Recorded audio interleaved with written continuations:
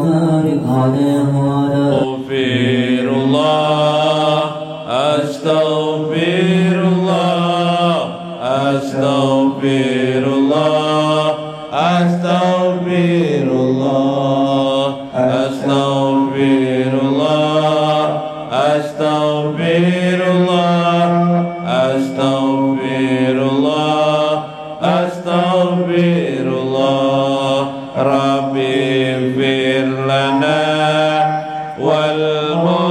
والمسلمين ووالدينا وأولادنا أستغفر الله أستغفر الله أستغفر الله أستغفر الله أستغفر الله أستغفر الله أستغفر الله أستغفر الله ربي زدنا علما نافعا ورزقنا مباركا أستغفر الله أستغفر الله أستغفر الله أستغفر الله أستغفر الله أستغفر الله أستغفر الله أستغفر الله ربي هب لنا رزقا واسعا وأمانا متقبلا أستغفر الله أستغفر الله أستغفر الله أستغفر الله أستغفر الله أستغفر الله أستغفر الله أستغفر الله ربي آتنا حسنة في الدنيا والآخرة أستغفر الله أستغفر الله أستغفر الله أستغفر الله أستغفر الله أستغفر الله أستغفر الله أستغفر الله ومنك السلام سلم لنا وفي ديننا والمسلمين أستغفر الله أستغفر الله أستغفر الله أستغفر الله أستغفر الله أستغفر الله أستغفر الله أستغفر الله أنت السلام ومنك السلام سلم لنا إلى سبل السلام أستغفر الله أستغفر الله أستغفر الله أستغفر الله أستغفر الله أستغفر الله أستغفر الله أستغفر الله فآتينا رحمة السلام ووارثا دار السلام أستغفر الله أستغفر الله أستغفر الله أستغفر الله أستغفر الله أستغفر الله أستغفر الله أستغفر الله بسم الله بسم الله بسم الله بسم الله بسم الله بسم الله بسم الله بسم الله السلام Bismillahil mu'min, Bismillahil azizil hakim. Bismillah, Bismillah, Bismillah, Bismillah, Bismillah, Bismillah, Bismillah. Bismillahil khaliq, Bismillahil ghaffar, Wadudil majid. Bismillah, Bismillah, Bismillah, Bismillah, Bismillah, Bismillah, Bismillah. Bismillahil hasib, Bismillahil khafid, Bismillahir rafi'il mu'in. Assalamualaikum warahmatullahi wabarakatuh. Bismillahirrahmanirrahim. Bismillahil malikil qudusis salam, Bismillahil azizil hakim. Wassalatu wassalam ala sayyidina wa nabiyyina Muhammad wa ala alihi wa sahbihi ajma'in. Fa inna insyaallah nabhasu li kitab Syekh Abdul Qadir Jailani Fathur Rabbani wa nafa'ana bihi wa ulumihi bidarain, amin ya rabbal alamin.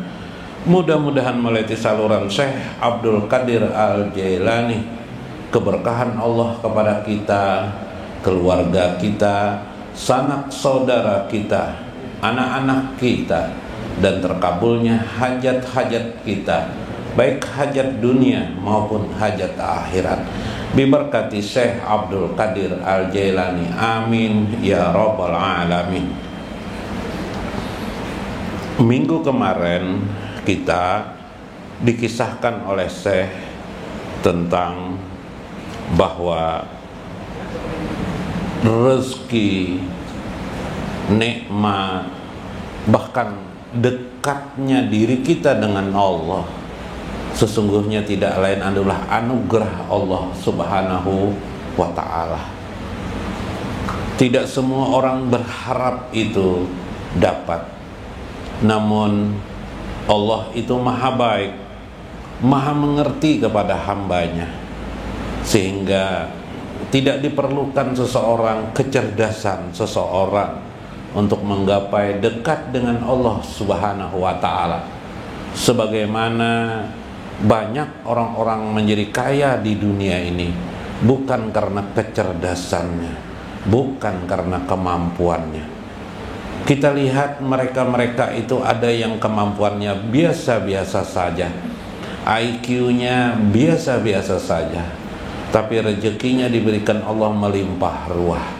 Sebegitu juga orang-orang yang dekat kepada Allah Subhanahu wa ta'ala, standarnya bukanlah kecerdasannya, standarnya adalah kehendak Allah kepada hambanya.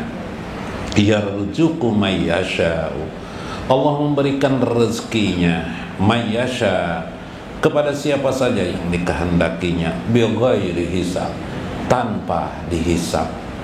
Yang jelas ada syarat-syarat di dalamnya.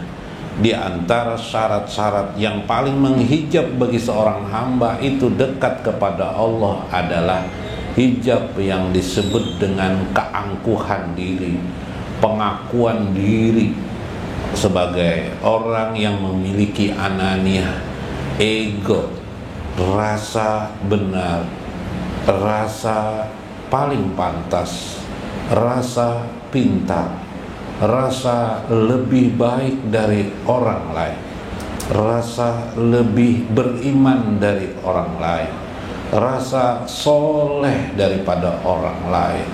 Perasaan-perasaan seperti itulah sesungguhnya seringkali menghijab manusia. Di sisi lain, perasaan-perasaan itu paling sulit dihilangkan oleh manusia. Karena itu ukurannya tidaklah kecerdasan dia, namun ukurannya adalah mayyasha, memang dikehendaki oleh Allah. Tetapi dalam mencapai kehendak Allah itu agar terjadi pada diri kita, kita melakukan yang disebut dengan istiqdad. Istiqdad artinya mempersiapkan diri kita agar kita bisa dipilih oleh Allah Subhanahu wa Ta'ala. Sekedar ikhtiar itulah yang bisa kita lakukan. Istiqdad itu ialah persiapan diri kita penuhi untuk mengenal Allah dengan cara belajar, duduk di majelis taklim.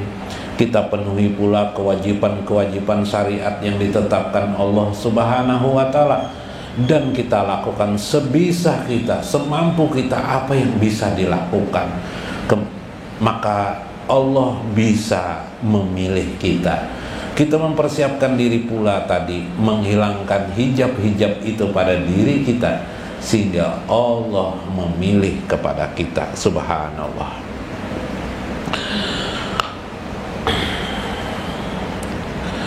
Maka qaliluhu kasiron, sesuatu yang sedikit itu bisa menjadi banyak. Persiapanmu semaksimal kamu itu menjadi banyak. Jangan kamu merasa sombong, merasa banyak kemampuan. Justru itulah yang menghilangkan atau menghijab dirimu kepada Allah. Wa mahwuhu wujudan, sehingga dengan demikian engkau nanti bila sudah siap, dirimu dapat mahwuhu wujudan, tenggelammu kepada Allah. Maka terlihat wujudmu adalah rasa tidak memiliki apa-apa. Minggu kemarin, rasa tidak memiliki apa-apa, itulah wujudmu. Wujudmu adalah adanya dirimu adalah tidak memiliki apa-apa dan merasa tidak dimiliki apa-apa. Itulah pana'uhu baqa, itulah masuk ke dalam pana, yaitu mahwu, tenggelam di lautan samudra kebesaran, keagungan Allah Subhanahu wa Ta'ala. Wa baqa'u, kemudian timbul ke permukaan dengan satu makna, la haula wala quwata illa billah. Tahrukuhu sabatan, gerakmu bagaikan diammu, atau diammu adalah gerakmu. Apakah engkau berikhtiar melakukan sesuatu atau tidak? Kamu diam, engkau sadari apa yang baik itu dari Allah, apa yang buruk itu dari dirimu sendiri. Ta'ulu sajaratuhu wa tashmahu ilal arsi asliha ilas sara. Lalu kekuatan batinmu itu mencapai satu titik. Ketika engkau merasakan lemah dirimu, maka yang datang adalah keagungan, kemuliaan Allah pada dirimu. Jika engkau sudah menghilangkan hijab-hijabmu yang ada pada dirimu, kesombonganmu, keangkuhanmu, maka yang timbul adalah kemuliaan, keagungan Allah Subhanahu wa Ta'ala. Syajaratuhu wa tasmaku ilal arsi, bagaikan pohon yang melambung, memuncak ke atas. Wa tasmaku, yang cabangnya sampai ke langit. Ila sara, dan akarnya menembus bumi sedalam-dalamnya. Subhanallah. Wa yazalla aghasanuha, yang menjadikan pohon itu, kekuatan itu atau kekuatan yang disebut dengan iman itu menaungi. Aqsanuha, daun-daunnya menggiring sehingga menjadi mendung, menjadi gelap. Tidak ada lagi satu keadaan lain kecuali di situ hanya ada citra. Citra itu tidak ada lagi gambaran kita atau saya tidak ada apa-apa. Lalu yang timbul citranya apa? Kesannya apa? Kesannya adalah saya tidak apa-apa. Yang timbul adalah kesan selanjutnya adalah hanya Allah yang memiliki apa-apa. Hanya Allah yang memiliki keagungannya, kebesarannya. Itu maksudnya. Maka ad-dunya wal akhirah, dunia dan akhirat terliputi. Apakah berpikir dunia, apakah berpikir akhirat, yang ada adalah naungan. Tadi pohon besar itu menggambarkan hanya kebesaran dan keindahan Allah Subhanahu wa Ta'ala. Kayak Pak, nah itu orang panah tuh, itu orang panah Ujar Syekh, panas sekaligus bako. Karena begini saudara sekalian, saya habiskan dulu. Mahajil akson, kalau diperumpamakan, apakah yang dimaksud dengan daun-daun yang mengelilingi rindang itu? Ujar Syekh, orang tersebut sudah pada berada al-hukmu wal-il, yaitu pada mutiara hukum, hikmah, dan ilmu. Jadi yang ada baginya, yang terkeluar darinya nanti adalah mutiara hikmah saja dan ilmu. Di mulutnya keluar hanyalah hikmah dan ilmu. Jadi kalau orang mencapai posisi tadi, yang timbul nanti adalah hikmah dan ilmu. Tidak ada lagi dirinya, pribadinya tidak ada lagi. Yang ada adalah ilmu dan hikmah. Ya, kalau kita tidak sempurna mungkin separuh-paruh ya Pak. Iyalah, betubal-tubal ya Pak. Nah, kayak belang kambing ya Pak. Nah, betubal-tubal. Enggak apa-apa, tapi sudah melakukan. Jangan terlalu ideal memandang, wah, kalau begitu saya tidak mungkin bisa, begitu kan. Nah, itu terlalu ideal kita memandang. Lakukan apa yang bisa tadi dilakukan. Jadi stop berpikir terlalu ideal itu ndak usah. Kita ini kan manusia, sudah diciptakan Tuhan. Kemampuan kita ini sudah diciptakan Tuhan, sudah diukur Tuhan. Permainan kita hanya sampai batas-batas A, B, C dan diselesai. Seperti Anda punya kurungan ayam di rumah, mungkin ayam punya 50 ekor atau 20 ekor, lalu Anda kandang ayam itu. Sudah Anda ukur enggak gerakan ayam itu? Kalaupun dia mau terbang, ya terbangnya tidak bisa sampai ke atas kandang yang Anda bikin. Sudah Anda ukur enggak? Lalu Anda tidur di rumah, ya enggak? Tenang saja Anda. Kenapa? Ayam Anda aman. Ayam Anda tidak akan keluar. Kita ini diciptakan Allah seperti itu, ya kah? Diciptakan Allah sudah ada batas-batas kita. Nah, sudah ada batas-batas kita. Maka orang-orang seperti itu memiliki ciri, kata Syekh, orang-orang yang sudah fana dan baqa, al-mahwu tadi. Jadi bukan hebat berdebat kan, bukan pintar-pintaran, bukan kan? Yang timbul padanya adalah mutiara hikmah di mulutnya, mutiara ilmu di hatinya. Nah, itu yang timbul. Berpikirnya berpikir ilmu, berpikir hikmah. Nah, itu buktinya orang sudah sampai usul. Tapi kalau kita belum usul, ya separuh-paruh karena pina bagus. Nah, karena kayak paloi pulang ngulik. Yalah. Nah, itu tadi telah maksud Syekh lah. Nasirud dunya indahu kahalkihil khatim. Dia menjadi orang yang menolong orang lain di dunia bagaikan cincin khatim, ya, cincinnya, lingkaran cincin. Kahalkihil khatim, bagaikan seperti cincin. Nah, cincin itu bagus ya. Apa maksudnya? La dunya tamlikuhu, bukan berarti tidaklah dunia itu menjadi miliknya. Jadi dia melihat dunia ini bukan miliknya. Nah, makanya tadi minggu kemarin mungkin saya bagian sini ya yang paling penting. Jika Anda ingin bahagia, ini ilmu ini penting. Semua dunia ini bukan milik kita. Sadari itu dulu. Ketika nanti berzikir di rumah, la ilaha illallah, la ilaha illallah. Dunia ini, bayangkan, pikirkan, dunia ini bukan milik kita. Sepeda di rumah Bang, bukan milik kita. Apa? Sandal jepit, bukan milik kita. Istri, bukan milik kita. Betul, ya kah? Itu tawan nih. Bingung si istri pun pada suami juga bukan miliknya. Nah, kenapa begitu? Kalau dia meninggal nanti kita bisa sedih. Kada guru aja lu istri itu bilang pingin banget supaya mengganti itu sekarang biar tuh lain pulang tuh paloi. Kerasa memiliki. Coba punya sandal, karena kita merasa sandal itu punya kita, ketika hilang sedih enggak kita? sedih. Tapi ketika kita sandal itu merasa bukan milik kita, meskipun memang sebenarnya kita yang beli, hilang, kita tidak sedih. Kenapa? Karena perasaan kita merasa itu bukan milik kita. Nah itu cara berpikirnya gitu. Jadi itu memang milik Allah, bukan milik kita. Waalaikumsalam. Ajan nggak sudah? Belum? Beb. Duduk, Beb.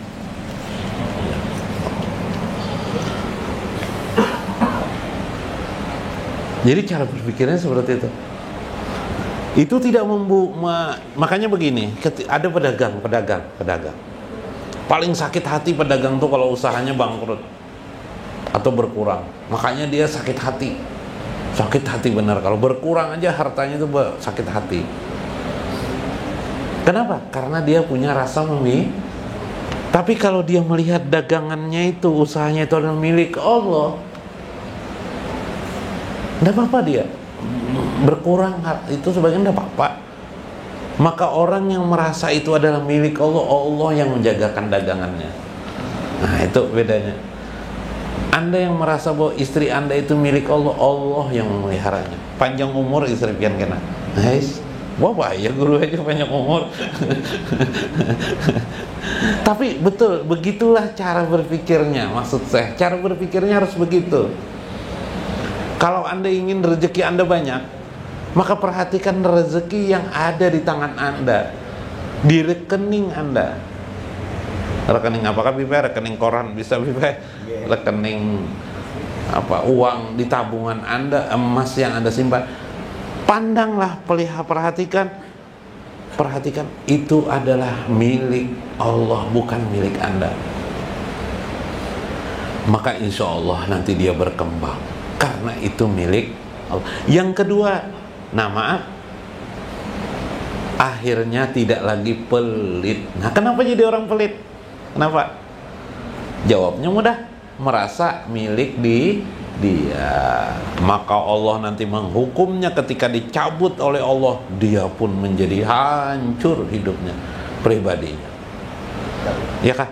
Dicabut karena dia merasa itulah orang yang fana. Jadi orang yang tidak merasa memiliki apa-apa itu adalah orang yang fana sebenarnya. Jadi bukan berarti tidak memelihara hartanya, hartanya, tapi dia tidak lagi membawa harta benda dan sekelilingnya itu diletakkannya di hatinya, tidak lagi. Kenapa? Karena semua itu adalah milik Allah Subhanahu wa ta'ala. Ini kunci sukses dunia, sukses akhirat. Utamanya adalah sukses bersama dengan Allah Subhanahu wa ta'ala. Dan Allah Maha tahu atas hamba-hambanya itu, subhanallah. Nah, jadi kesimpulannya di sini bisa dipahami terjadi sebuah pembalikan makna. Makna. Kalau bisa ini diamalkan, nah ini yang paling berat. Ini hasil daripada kalau nanti pian melakukan khalwat. Tahu khalwat lah? Khalwat itu melakukan satu bentuk juhud terhadap dunia, kemudian melakukan berada di suatu tempat, mengasingkan diri daripada manusia yang lain, ujlah dari manusia, setahun, 2 tahun, 10 tahun. Hasilnya itu segala alam semesta ini bukan miliknya, segala sesuatunya. Bahkan baju yang sekarang ini dipakainya dia merasa bukan miliknya. Lalu milik siapa? Milik Allah. Jangan terbaliklah. Kalau orang jahat memahami lain lagi ini. Kalau Pak Lui dengar bahaya ini. Wajar Pak Lui ini berarti barang semuanya ini milik Allah semuanya. Lalu masuk ke rumah orang, diambilnya Bipe barangnya milik Allah juga Bipe. Nah, jauh tuh lah, tuh salah tuh. Ini pemahaman. Nah, yang salah memahami tentang dimensi pembalikan. Jadi pembalikan al-aqsu ini penting Supaya apa? Tadi aku kita bisa hilang, keakuan kita bisa hilang, perasaan aku kita hilang, merasa hebat kita hilang, dan hikmahnya kita jadi orang bahagia, kita akan tersenyum. Maka setiap nanti apa yang kita lihat di rumah kita, di sekeliling kita, orang Tamban ada sini, orang Tamban, adakah? Ada ya lah, punya kebun lah, ada punya kebun maksudnya. Kebun itu milik siapa Pak? Ayo. kebun milik siapa? Milik Allah kah? Milik pian kah? Milik Allah. Ingatkanlah. Nah, Bu, ibu pun mana ibu nih? Ibu-ibu adakah belum mendatangkan kah lagi? Ibu-ibu, suami ibu milik siapa Bu? Nah, ayo, nang baru kawin nah. Nang baru kawin nih. Istrinya milik siapa tuh? Milik Allah kah? Milik Anda kah? Kan jawabannya dalam hati aja itu. Di dalam hati saja, yaitu milik Allah. Cobalah diulang-ulang nanti di hati sambil berzikir, la ilah, benar ternyata ya Allah milik Engkau. Buktinya kapan-kapan Engkau mengambil hilang, kapan-kapan Engkau mau menambahi. Nah, yang bertambah mau pingin tambah istri pas banane ditambahi Allah. La ilaha illallah. Ya kah? Hah? Ya Allah ternyata milik Engkau. Masya Allah. Maka nanti insya Allah yang belum istrinya belum mengandung, insya Allah mengandung nanti, karena sudah mengakui tidak ada apa-apanya diri. Maka yang timbul yang maha agung, Allah yang maha agung, yang maha sombong itu turun tangan. Pahamlah teorinya lah. Teorinya Bipa ini soal pengakuan ya, pengakuan Anania. Yang kita bicarakan ini pengakuan. Ketika kita tidak mengakui apa-apa, punya apa-apa, Allah sayang kepada kita. Tapi ketika kita merasa memiliki sesuatu, Allah tidak sayang kepada kita. Jadi mudah kan? Kalau ingin disayang oleh Allah, maka jangan merasa memiliki apa-apa. Nah, itu yang penting, ini rahasianya. Saat kita memiliki apa-apa, mengakui, kita jadi jauh dengan Allah Subhanahu wa ta'ala. Ini rahasia penting. Mudah-mudahan bermanfaat, mudah-mudahan bermakna, dapat diamalkan dalam makna. Insya Allah malam ini saya akan memberi amalan khusus, bacaan khusus bagi yang istiqomah datang malam ini. Insya Allah dapat. Itu bermanfaat sekali ya, membentuk jiwa kita nanti, bahkan untuk keperluan bermacam-macam. Nanti saya terangkan inti-intinya, saya bukakan kitab rahasia saya Abdul Qadir Jalani. Mudah-mudahan bermanfaat, mudah-mudahan memberi makna kepada kita. Wallahul muwaffiq ila aqwamit thoriq. Assalamualaikum warahmatullahi wabarakatuh.